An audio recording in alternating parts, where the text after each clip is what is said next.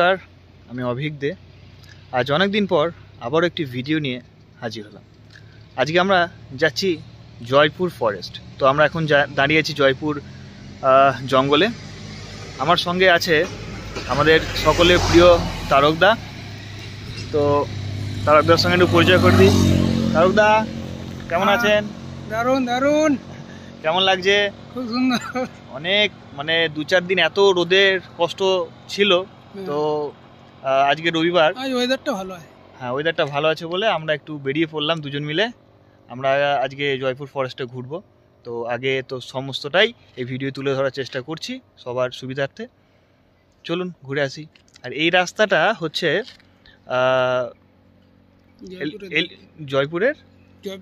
জয়পুরের দিকে এবং এই হাতি পারাবার কিন্তু এই রাস্তাগুলো থেকে হয়। তো আমরা দেখতে পাবো এখানে ছোটোখাটো বোর্ডও কিছু দেওয়া থাকে মাঝে মধ্যেই, বোর্ডগুলো একটু দেখে নেব।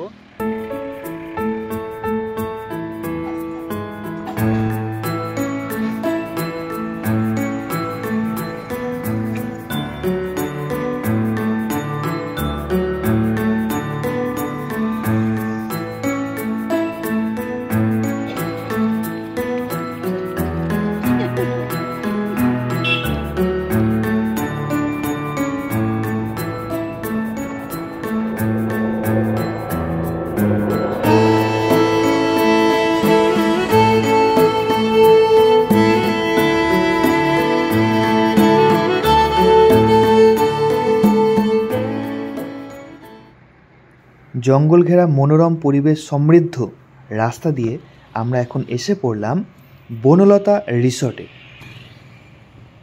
এই হচ্ছে বনলতা রিসর্টের মেন এন্ট্রান্স। ঘুরে দেখব রিসর্টের চারপাশ।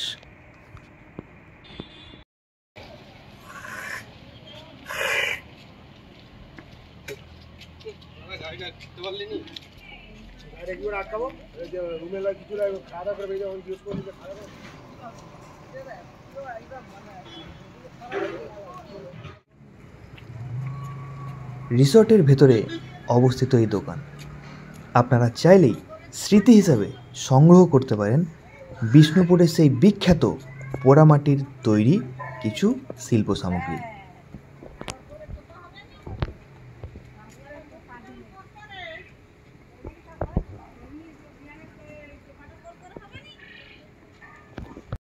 এই রিসর্টটি প্রায় 70 বিঘা জায়গা নিয়ে গড়ে উঠেছে।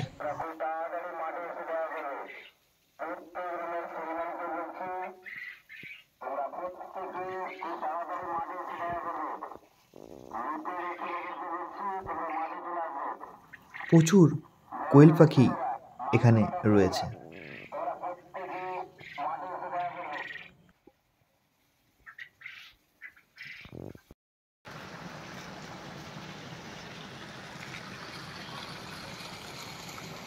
দেখুন কত সুন্দরভাবে সাজানো হয়েছে এই রিসর্টটি। সামনের দিকের অংশগুলি জঙ্গল ঘেরা। এখানে দেখতে পাচ্ছেন একটি পুকুর। পুকুরটি দেখে নিশ্চয়ই বুঝতে পারছেন নিয়মিত পরিষ্কার পরিচ্ছন্ন কিন্তু হয়।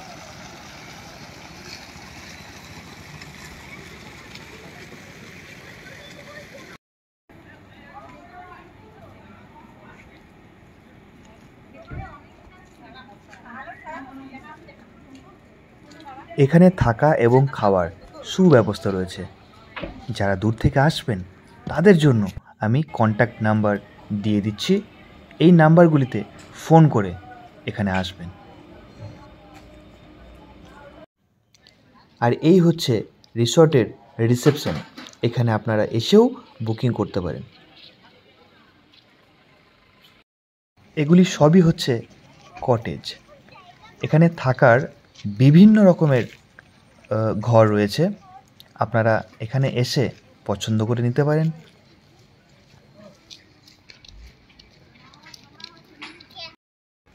যদি কেউ মনে করেন টেন্টে থাকবো, তার ব্যবস্থাও কিন্তু এখানে রয়েছে। এই বিশাল জায়গা কেউ যদি মনে করেন প্রিয়জনকে নিয়ে ঘোড়ার গাড়িতে ঘুরবো, তার ব্যবস্থাও কিন্তু আছে।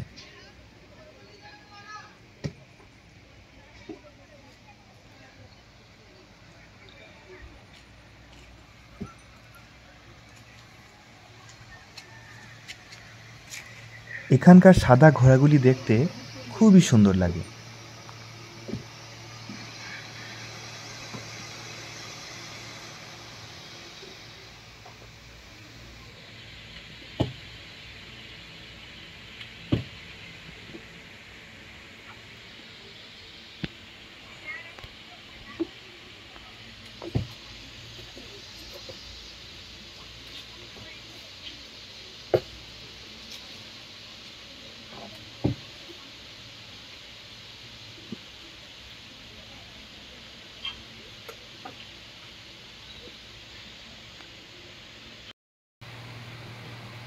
এখানে একটি গোশালাও রয়েছে। দুধ, ঘি, মাখন পর্যাপ্ত পরিমাণে এখানে পাওয়া যাবে।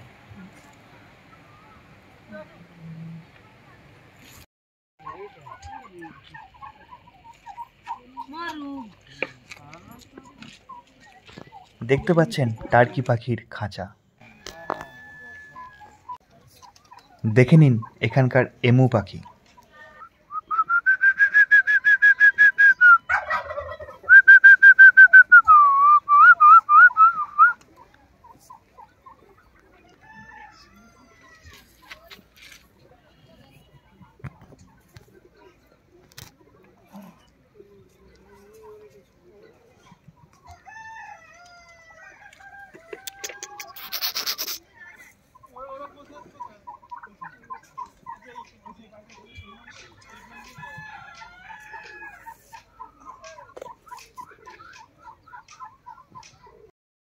এই রাস্তাটা দিয়ে সোজা গেলে দেখা যাবে পুকুরে চাষ করা হয়েছে মাগুর মাছ। চলুন দেখা যাক।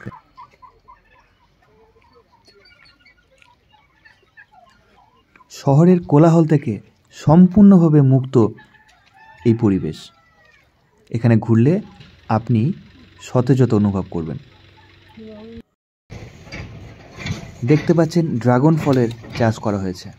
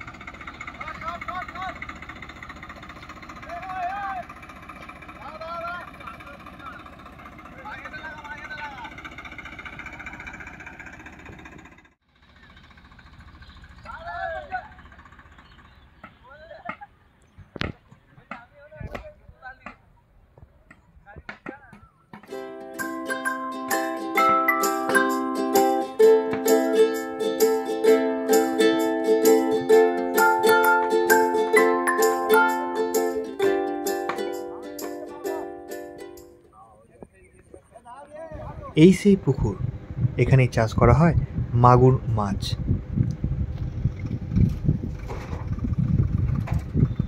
জল ঘোলাটে এবং গরমের কারণে আমরা মাগুর মাছগুলো খুব ভালোভাবে দেখতে পাইনি, তবুও বেশ কিছু দেখা গেছে।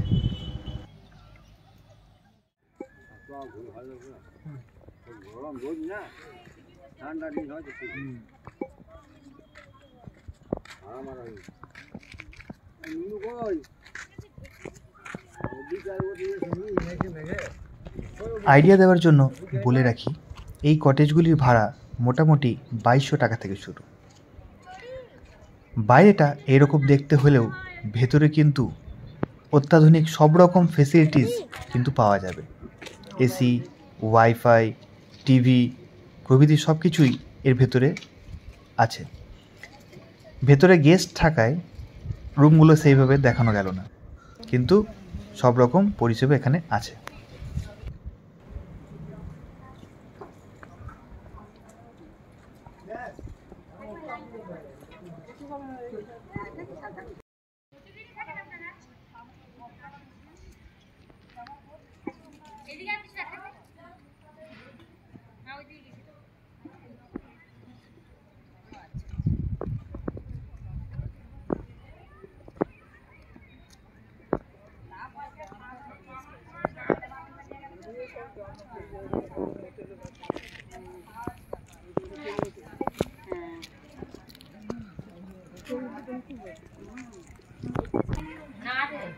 দেখুন পুরনো দিনের সেই ঢেকি।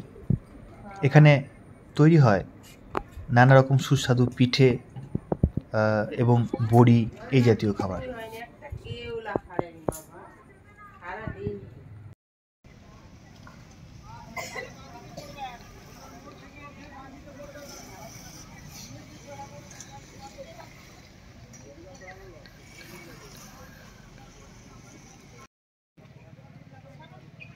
বেশ কিছু খরগোশও এখানে আছে।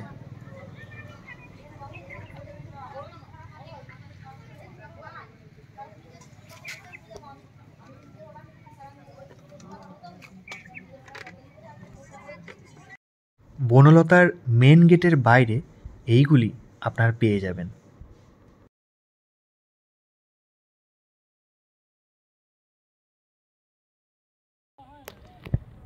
রিসর্টের খুব কাছেই এই জায়গাটির নাম সমুদ্র বাঁধ। চারিপাশটা দেখে বোঝাই যাচ্ছে পরিচর্যার অভাব।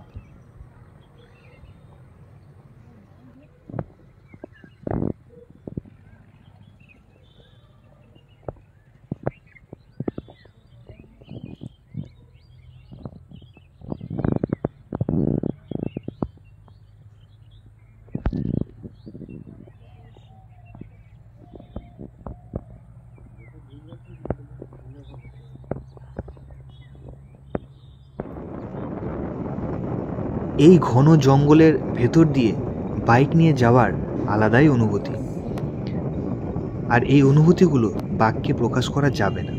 আপনাদের এখানে এসেই তৃপ্ত হতে হবে। এই ঘন জঙ্গলের ভেতর দিয়ে আমরা এখন চললাম এক ঐতিহাসিক স্থান দর্শন করতে। কী সে স্থান, চলুন দেখে নেওয়া যাক।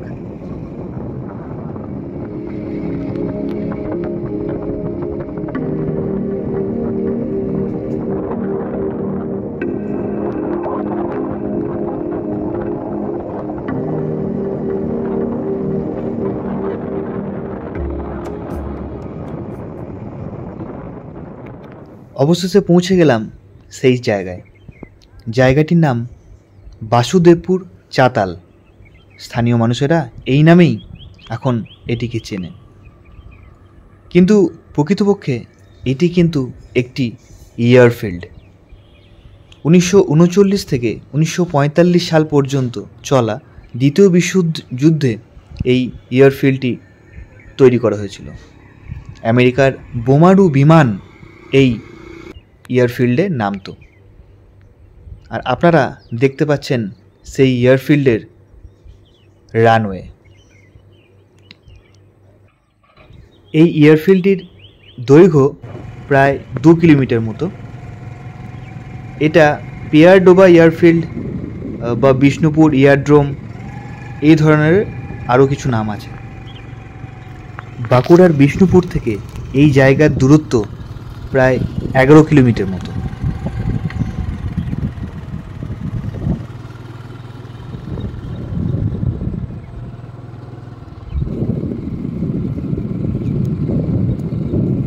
একসময় যে রানওয়ে ধরে যুদ্ধ বিমান ওঠানামা করত, আমরা সেখানেই বাইক নিয়ে যাচ্ছি। এ এক অবর্ণনীয় অনুভূতি।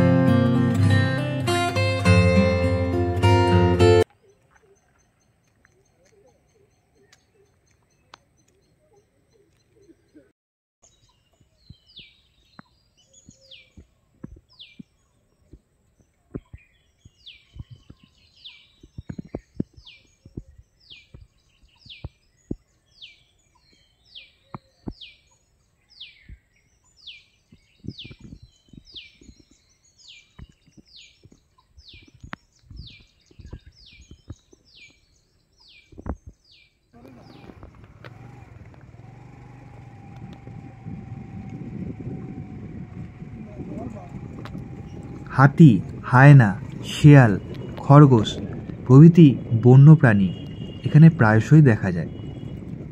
আমরা যেমন দেখতে পেয়েছিলাম একটি শেয়াল।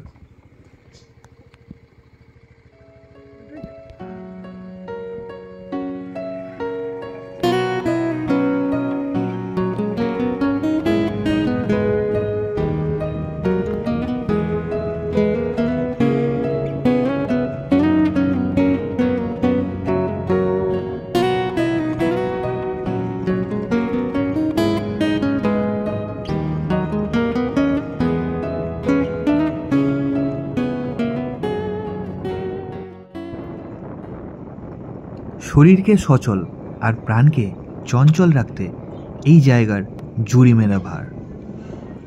বিষ্ণুপুর শহর থেকে খুব সহজেই ঘুরে যেতে পারেন জয়পুরের জঙ্গল, দূরত্ব 15 কিলোমিটার মতো।